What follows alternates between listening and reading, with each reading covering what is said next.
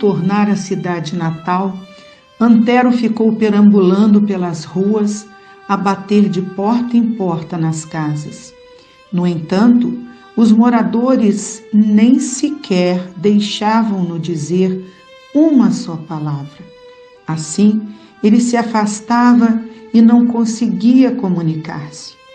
Pela circunstância de uma vida de anos e anos pelas ruas, sem um teto e passando provações de toda a natureza, a sua aparência estava sofrida, vestia roupas andrajosas e sujas, e por isso as pessoas o evitavam, queriam vê-lo longe o mais rápido possível. Antero fora uma criança saudável e alegre. Por ser filho único, era cercado de mimos pelos pais. Eles acreditavam que ele seria um homem íntegro e de caráter. Na adolescência, ele mostrava-se estudioso, prestativo e amoroso com todos que o cercavam. O jovenzinho era realmente muito especial, portanto, os genitores depositavam nele sonhos de sucesso, incentivando-o nos estudos e no trabalho.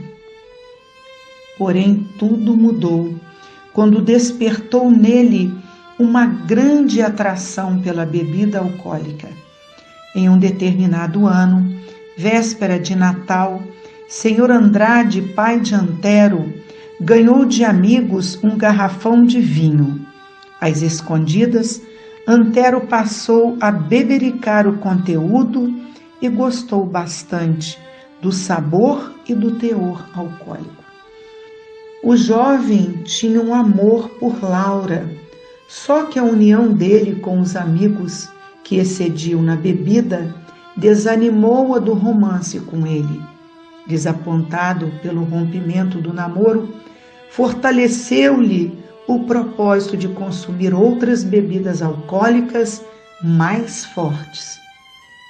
Na época, seus pais não perceberam a inclinação do filho para o álcool. Ao chegar aos 18 anos, Antero foi convidado por Felício, um conhecido de seus pais, para trabalhar na função de auxiliar de carga. Felício possuía um caminhão-baú onde entregava mercadorias em diversas cidades e precisava de um ajudante. Como o jovem mostrava-se, nesta época, desinteressado pelos estudos, seus genitores aprovaram o convite do caminhoneiro.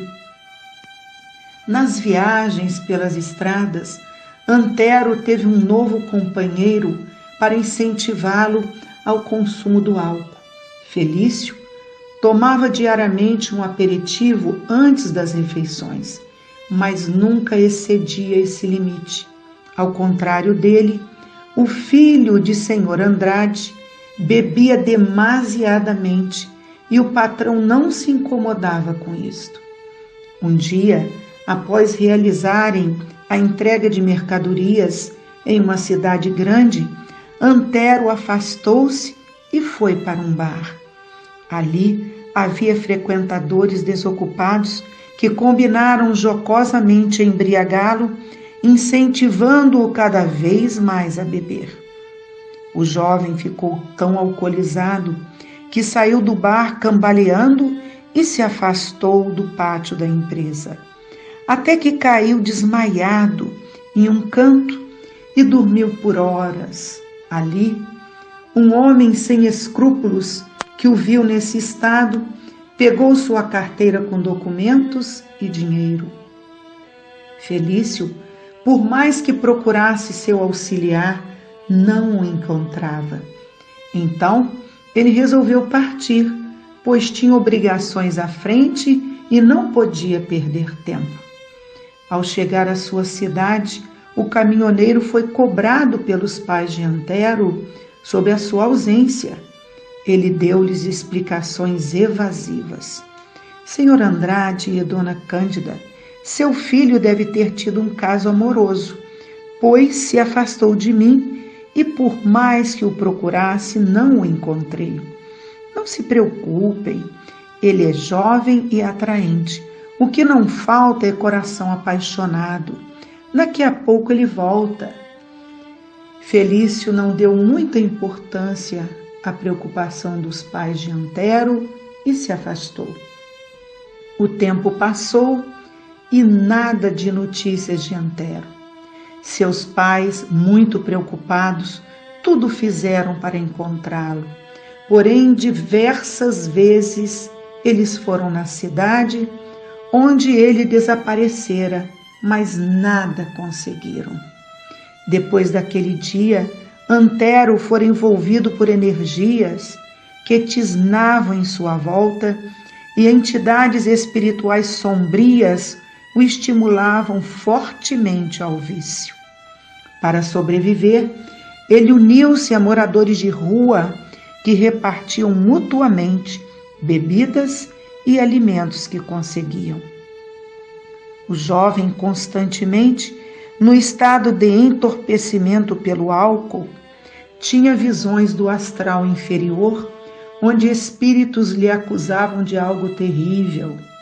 Certo dia, nesse estado de desdobramento, ele se vê em uma taberna lotada, onde propositadamente ele enchia canecões e canecões a embriagar pessoas para depois, em conluio com um cúmplice, roubar-lhes os pertences. Isto o atormentava a tal ponto que ele procurava refugiar-se ainda mais na bebida, ao ponto de perder a noção de tudo à sua volta. Antero dormia em bancos de praça ou debaixo de marquises com um cobertor surrado que lhe fora doado. Distanciou-se do seu eu superior e tornou-se um mendigo. Ele carregava um corpo mal cheiroso e sujo pela ausência de banhos. Seus cabelos e a barba estavam enormes e os olhos esbugalhados mostravam uma grande apatia. Algumas vezes ele pensava em sua família e também em Laura e chorava copiosamente. Mas e as mudanças? Elas não aconteciam. O infeliz sentia-se depauperado. Para erguer-se, não tinha fé em Deus, portanto não acreditava em si mesmo. Certa vez, nas suas andanças sem rumo, ele chega a uma estrada de contorno e encontra um caminhão parado e momentaneamente sem a presença do motorista. Como um flash, vem em sua mente todas as lembranças das estradas e torvelinhos de emoções positivas o envolvem. Com um olhar mais sereno, ele pensa em seus queridos pais. Como eles estariam? Depois de todo aquele tempo enclausurado no vício, Antero emana um pensamento de amor para eles. E como se fosse uma resposta rápida, sente um lampejo de luz que lhe toca a alma e decide subir na carroceria do caminhão e acomoda-se. Logo, entra em sono profundo, ficando às escondidas do motorista que chega e toma rumo em viagem. Depois de horas pela rodovia, o caminhão chega à periferia de um núcleo urbano e Antero se levanta. O motorista nota-o, fica muito zangado e obriga-o a descer. O mendigo, já acostumado a reprimendas, não se aborrece e percebe, para sua surpresa, que estava na cidade onde morara. O desventurado caminha e chega a um lago belíssimo, situado no Parque Central, e vê seu rosto refletido nas águas e choca-se com sua aparência. Ele mesmo não acreditava que estivesse tão irreconhecível. Antero recorda-se quantas vezes se banhara ali quando era um jovem descontraído e alegre. Naquele momento, ele se joga nas águas e desfruta um agradável banho que há muito não usufruía, tendo cuidado de separar uma roupa seca para vestir-se depois. Sentindo-se revigorado pelo banho e as lembranças agradáveis que tivera, ele para e escuta um cântico harmonioso que vinha das proximidades. Antero, contagiado pela música, caminha atraído pelo local que o envolve em grande paz e constata que era uma casa religiosa. Contudo, não tinha coragem de entrar. Preferiu ficar parado na porta de entrada, pois pelo que vira no reflexo das águas, sua aparência era desagradável. Após o término do lindo cântico, uma mulher dirige-se à pequena plateia, faz uma singela prece e inicia uma leitura, cujo título Inimigos Desencarnados. Pode-se ter inimigos entre os encarnados e entre os desencarnados. Os inimigos do plano invisível manifestam seus sentimentos de ódio e vingança através das obsessões e subjugações das quais tantas pessoas são alvo como provas da vida. Essas provas nos ajudam em nosso progresso quando desenvolvemos em nós sentimentos de indulgência e benevolência para os irmãos desencarnados que muitas vezes foram vítimas de nossas próprias ações. A máxima, amai vossos inimigos, não deve ser aplicada ao estreito círculo da vida presente, mas na íntegra lei da solidariedade e fraternidade universais. E a mulher continua: meus irmãos, essa leitura do livro O Evangelho segundo o Espiritismo, capítulo 12, nos esclarece que todos trazemos de um pretérito distante erros que praticamos a outrem, e somente nos afastaremos de influências negativas, pedindo perdão sincero e mudando a nossa conduta, fazendo bem para nós mesmos através de bons atos ao próximo. Antero ficou perplexo. Aquela era Laura, a sua namorada da mocidade, e o que ela falara era a explicação de todas as suas alucinações. Ele se afasta em profundas reflexões, quando um homem lhe chama: Senhor, tenho uma mensagem espiritual para lhe entregar. Não pode ser, eu sou apenas um andarilho. É sim para o Senhor. Foi psicografada por um médium e é para o Senhor, eu tenho certeza. Um tanto incrédulo, Antero pede para que o homem leia a mensagem, e assim ele o faz com toda gentileza. E inicia: querido amigo, sei que achará estranho receber um recado da espiritualidade benfeitora, porém o seu coração assim necessita, e aqui estamos para auxiliá-lo. Busque seus pais, eles estão idosos e sofrem demasia pela sua longa ausência. Muito o procuraram, mas seus esforços foram em vão. Lembre-se, a bebida mutila integralmente o ser, o corpo físico e a matriz chamada perispírito. Portanto, é importantíssimo que abandone o álcool antes que vá para o mundo dos espíritos em grande sofrimento. Muitos desejam seu progresso. Nunca é tarde para recomeçar. Não se acomode e fortaleça-se na peleja do dia a dia, e que a paz do Mestre Nazareno esteja em seu coração. Antero, emocionado, agradece e ganha novas forças e parte em direção ao bairro onde morara, à procura dos pais. Ao chegar, ele percebe que tudo se modificara e o local da moradia de seus pais transformara-se numa praça. Ele decide perguntar nas casas se alguém conhecia Senhor Andrade e Dona Cândida.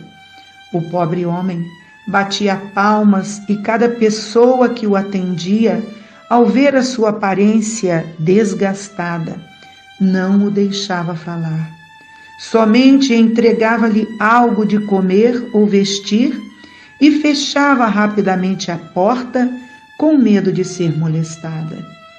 Enfim, peregrinou em dezenas de casas e sempre acontecendo o mesmo, ninguém o ouvia. Desanimado, ele chega a uma rua sem saída e vê que existia ali um caminho para o outro lado, através de uma elevação. Ao olhar para o lado, ele vê um cachorro deitado e senta-se perto do animal e resolve expressar tudo o que queria. O pobre coitado inicia um desabafo, contando toda a sua vida em voz alta para o cão. O animal, criado nas ruas, já estava acostumado com o barulho das pessoas e não demonstrava qualquer reação. De repente, Antero para um instante e escuta choros vindo dos fundos de uma casa logo abaixo, de onde o eco de sua voz chegava. Ele desce e se aproxima para socorrer aqueles que soluçavam e vê um casal que, abraçado, falava emocionado, sem saber que ele estava perto a observá-los. Cândida, essa voz parece ser do nosso filho. Sim, Andrade, é do nosso filho, eu tenho certeza. O recém-chegado, muito surpreso com aquela cena, aproxima-se de ambos, que ao vê-lo, mesmo sujo e andrajoso, é reconhecido pelo casal, que nada mais, nada menos eram seus pais. Eles não cansam de agradecer a Deus o retorno do filho. Antero só pedia perdão a eles pelo sofrimento que causara por tantos anos de ausência. Juntos, os três adentram a casa e Antero, a partir de então, cuida de sua aparência e, incentivado pelos pais, passa a frequentar um grupo de assistência a alcoólatras, chamado Alcoólicos Anônimos, que era localizado ao lado da praça. Neste local, ele encontrou homens e mulheres que vivenciaram dramas com a bebida, tão críticos como o seu. O grupo amoroso e solidário fortalecia uns aos outros, no propósito de evitar o primeiro gole e seguir a prática dos 12 passos da Irmandade, que são: passo número 1. Admitíamos que éramos impotentes perante o álcool e perdemos o domínio sobre nossas vidas. Passo 2. Viemos a acreditar que um poder superior a nós mesmos poderia devolver-nos a sanidade. Passo 3. Decidimos entregar nossa vontade e nossa vida aos cuidados de Deus na forma em que concebíamos. Passo 4. Fizemos minucioso e destemido inventário moral de nós mesmos. Passo número 5. Admitimos perante Deus, perante nós mesmos e perante outro ser humano a natureza exata de nossas falhas. Passo 6. Prontificamo-nos inteiramente a deixar que Deus removesse todos esses defeitos de caráter. Passo 7. Humildemente rogamos a Ele que nos livrasse de nossas imperfeições. 8º passo. Fizemos uma relação de todas as pessoas a quem tínhamos prejudicado e dispusemos-nos a reparar os danos a elas causados. Passo 9. Fizemos reparações diretas dos danos causados a tais pessoas, sempre que possível, salvo quando fazê-las significasse prejudicá-las ou a outrem. Passo 10. Continuamos fazendo o inventário pessoal e quando estávamos errados, nós o admitíamos prontamente. Passo 11. Procuramos, através da prece e da meditação, melhorar nosso contato consciente com Deus, na forma em que o concebíamos, rogando apenas o conhecimento de sua vontade em relação a nós e forças para realizar essa vontade. Passo 12. Tendo experimentado um despertar espiritual, graças a esses passos, procuramos transmitir esta mensagem aos alcoólicos e praticar esses princípios em todas as nossas atividades. Antero passou a ser um participante ativo na Irmandade, onde com seus depoimentos ajudava outros que vivenciam o terrível drama e não era mais aquele farrapo de homem. Seu objetivo agora era progredir e decide tornar aos estudos. Com entusiasmo, formula planos para o futuro. Um dia, alguém aperta a campainha de sua casa. Dona Cândida estava a cantar, ocupada a preparar os alimentos, e pede: "Meu filho, atenda, por favor." Antero abre a porta e vê Laura, que lhe oferta um simpático sorriso e lhe fala com emoção: "Oi, meu amigo, muito orei junto a seus pais para que retornasse. Hoje sei que nossas preces não foram em vão." Antero, surpreso e feliz, convida Laura a entrar e reinicia com ela uma bela e sincera amizade sobre as bênçãos do Mestre Jesus.